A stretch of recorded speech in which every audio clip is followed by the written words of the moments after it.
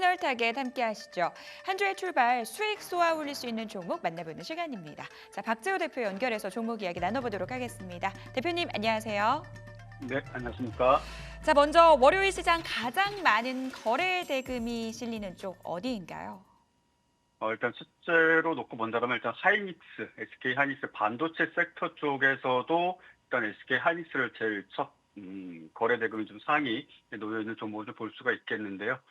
일단 반도체에 대해서는 너무 오랜 시간 동안 섹터에 대해서 지나친 상승이라든지 어떤 변동성 또는 어떤 시장 하락에 있어서 가장 먼저 하락세를 보여준다라는 이유 때문에 많은 분들이 기대감을 좀 많이 적고 있는 부분들이 있겠으나 삼성전자는 사실상 뭐 수율이 잘 나오지 않는 부분들이 있다 하더라도 SK 하이닉스 같은 경우에는 HBM4 일단은 내년도 엔비디아의 블랙웰 초고 수량이 일단은 지금 현재로서는 완판된 것으로 알고 있고 TSMC에서 오히려 일단 해당 부분에 대해서 오히려 캐파를 다 쳐내지 못한 바람에 일단 제대로 공급이 이루어지지 않고 있는 것으로 알고 있습니다. 물론 블랙웰의 어떤 발열량이라든지 이런저런 문제가 좀 밝혀지고 있으나 실질적으로 그 발열이라는 것은 이제 케이스, 사실상 그 메인보드에 그리고 GPU 그리고 그 안에 HBM 그 수많은 부품들이 상당한 슬림형의 어떤 케이스에 좀 놓여 있다 보니까 발열을 제대로 잡지 못한다라는 부분이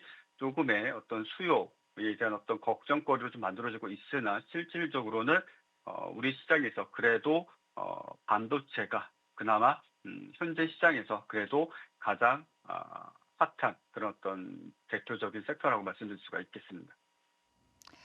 네. 불확실성 장세 안에서 그래도 시장에서 핫한 섹터 반도체를 꼽아볼 수 있겠다라고 말씀 주셨어요. 특히 SK 하이닉스 필드로에서 HBM 관련 종목들에 대한 강세가 이어지고 있다라는 포인트도 잡아주셨습니다. 최근 시장 안에서 AI 하드웨어 쪽에서 소프트웨어 쪽으로 자금의 이동, 눈에 띄는 부분이죠. 오늘 AI 소프트웨어 종목들에 대해서도 언급을 해주신다고요? 네, 일단 AI 같은 경우에는 기존에 이제 GPU라든지 또는 AI 프로세서, 그리고 더 나아가서 이제 HBM4까지 또 3.4까지 넘어오면서 하드웨어에 대한 어떤 그런 상당한 기대감과 또 하드웨어를 통한 계속적인 어떤 매출 증대를 좀 기대하였으나 실질적으로는 지금 현재 시점에서는 조금 더 빠른 속도로 대량의 데이터를 처리할 수 있는가 없는가 그 여부만 차지하고 있을 뿐 실제 그런 어떤 하드웨어를 활용한 그런 소프트웨어가 제대로 구동되는 경우가 좀 드문 상황이 되어버렸습니다. 그러다 보니까 사실상 실리콘밸리에 있는 뭐 구글, 메타, 마이크로소프트 또는 대표적으로 또 오픈 AI라든지 이제 몇몇 회사만 사실상 하드웨어를 100% 활용하고 그 외의 기업들은 지금 현재 구간 내에서는 기존의 플랫폼을 가지고도 AI 소프트웨어 개발을 하는 데 있어서 큰 무리가 따르지 않는다라는 이야기까지 나오고 있습니다. 그러다 보니까 이제 하드웨어는 어느 정도 충분히 공급이 되고 있고 또 그 하드웨어를 활용한 대표적으로 마이크로소프트의 에이저 서비스라든지 아니면은 아마존의 AWS 서비스 이것을 가지고도 실제 원격에서도 우리가 AI 데이터를 충분히 처리할 수가 있기 때문에 그 부분이 하드웨어에서 소프트웨어로 좀 많이 수급이 좀 쏠리고 있는데 대표적으로 루닉 같은 경우에는 제가 지난 시간에도 여러분들께 좀 소개를 해드렸던 종목이고 그 이후에도 대략적으로 뭐 30% 가까이 상승세를 보여주고 있는데 이 종목 같은 경우에는 우리가 기본적으로 뭐 대장암이라든지 뭐 위암이라든지 기타 여러 가지 소위 이제 불치병으로 불리는 다양한 암에 대해서 일단 진단 인공지능 프로그램을 솔루션을 개발하고 있으며 최근 들어서 표본 데이터를 수집함에 있어서 국내보다는 이제 국외 시장에서 좀 더 많은 양의 데이터를 수집할 수가 있기 때문에 그런 부분들에 있어서 사실상 하드웨어와 소프트웨어는 뭐 그대로라고 하더라도 일단 분석할 수 있는 표본 데이터가 얼마나 많이 주어지는가가 이제부터는 AI 시대에 있어서 가장 중요한 그런 핵심 자원이 될 것입니다. 네, 그런 부분들에 있어서 유닛이 최근 뭐 아스트라제네카를 통해서 또는 유럽 시장을 통해서 표본 데이터를 대량으로 이제 수집하는 부분들이 있기 때문에 쉽게 추세가 꺾이지 않으며 오히려 주가가 점진적 우상향을 보여주고 있고 추가적인 상승세도 충분히 기대해 볼 수 있다라고 여겨집니다.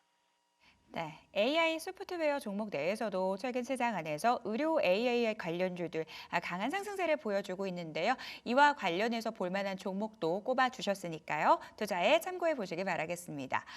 오늘 조선 쪽으로도 거래 대금이 꽤나 몰리고 있습니다. 시장이 불안하다 보니까 실적이 받쳐주는 업종에 대한 관심도 증가하고 있는데요. 이쪽에 대해서는 어떻게 보고 계십니까?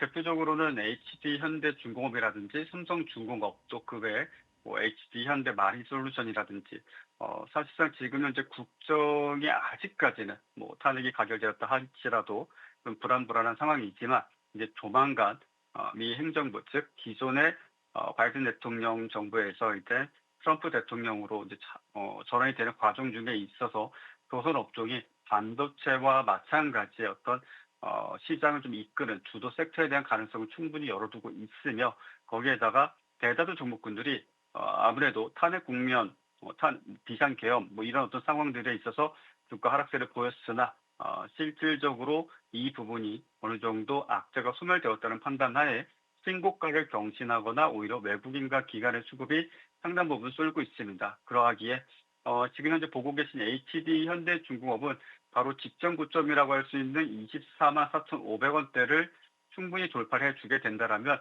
추가적인 우상향의 상승세도 보여줄 수 있는 구간으로 보여지고요.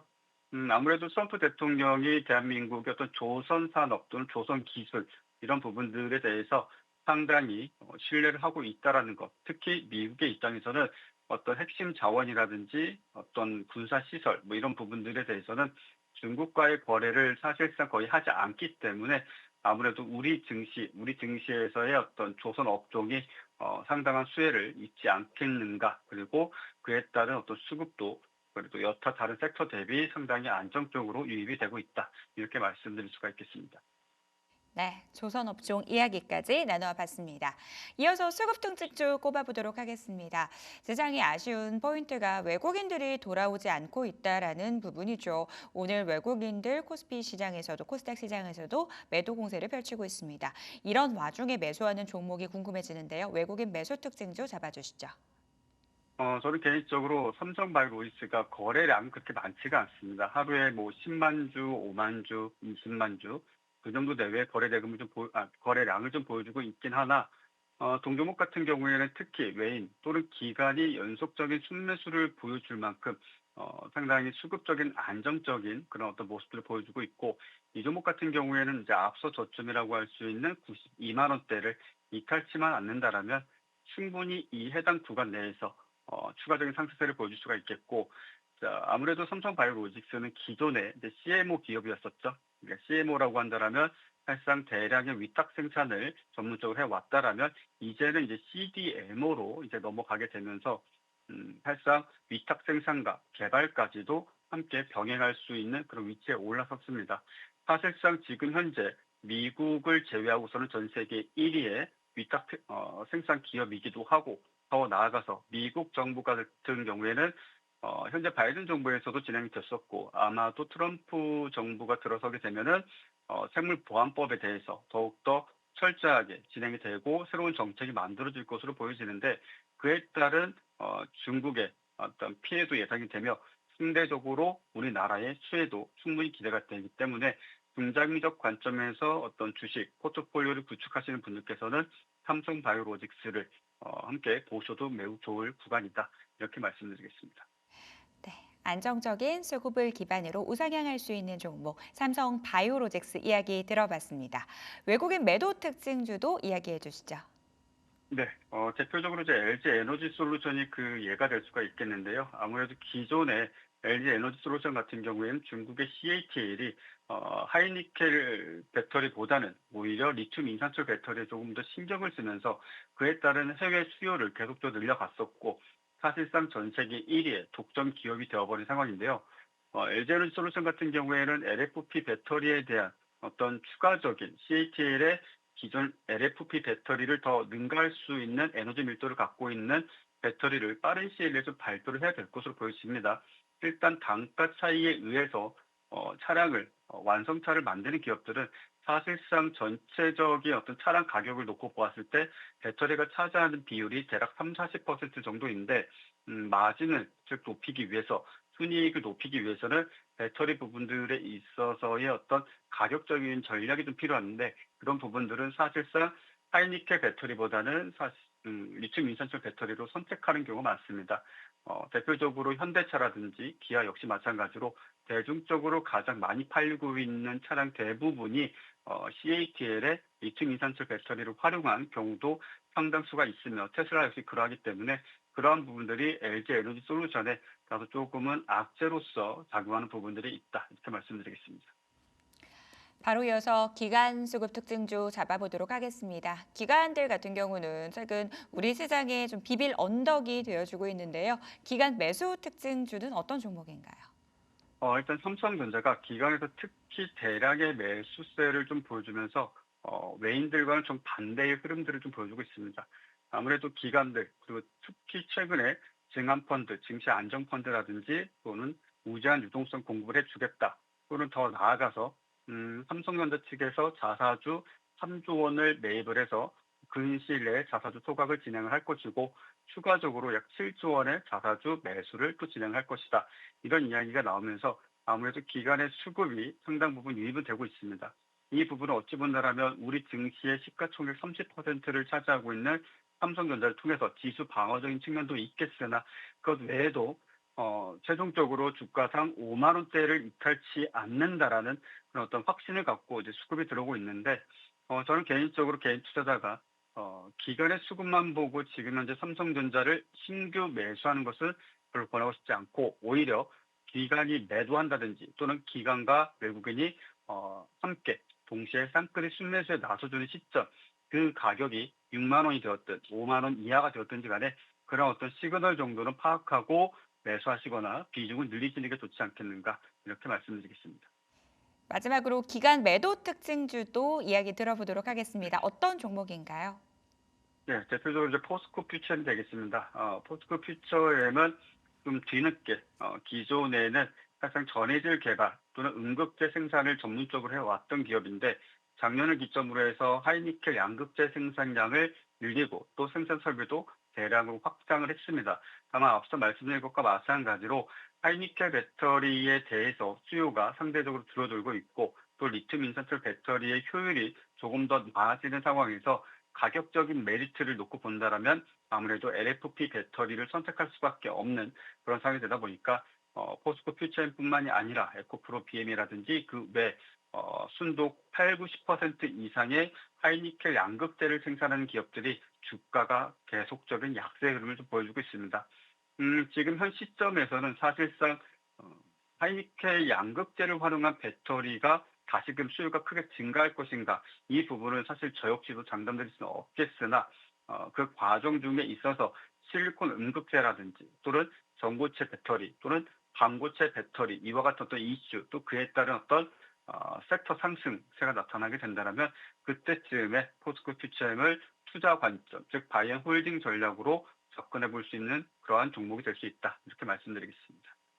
네, 포스코 퓨처엠에 대한 코멘트 들어봤습니다. 마지막으로 오늘의 파이널 타겟 종목 짚어주시죠. 네, 오늘의 말씀드릴 종목은요, 아티스트 유나이티드입니다. 지금 현재 시장에서 아티스트 스튜디오, 아티스트 유나이티드, 상당히 어떤 병목 현상을 일으킨다 할 정도로 서로 어느 날은 유나이티드가 대장일 때도 있고요. 어떤 날은 스튜디오가 대장일 때도 있습니다. 오늘 같은 경우 이지웍도 상당히 강세 흐름을 좀 보여주고 있는데 아무래도 이제 다음 주죠. 다음 주 곧 크리스마스도 다가오고 크리스마스 이후 26일부터 전 세계 오징어 게임 시즌 2가 이제 공개가 됩니다.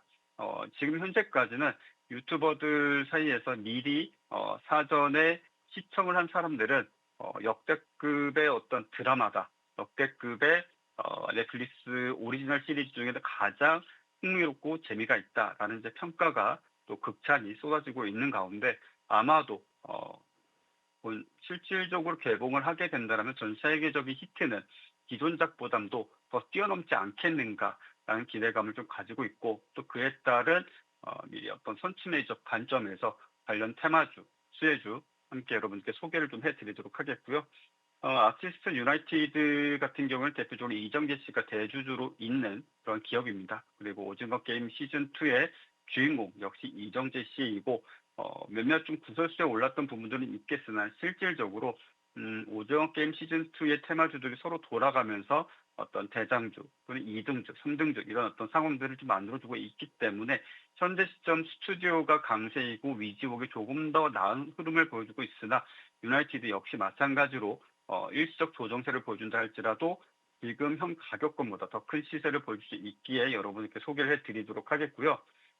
매수가는 지금 현재 가격 기준으로 했을 때 16,500원 선까지 물량을 모아가셔도 좋겠다. 이렇게 말씀을 좀 드리도록 하겠고, 자, 목표가는 좀 널찍하게 잡아서 25,000원 제시해 드리도록 하겠고, 자, 손절가는 지금 현재 주가가 17,000원인데요.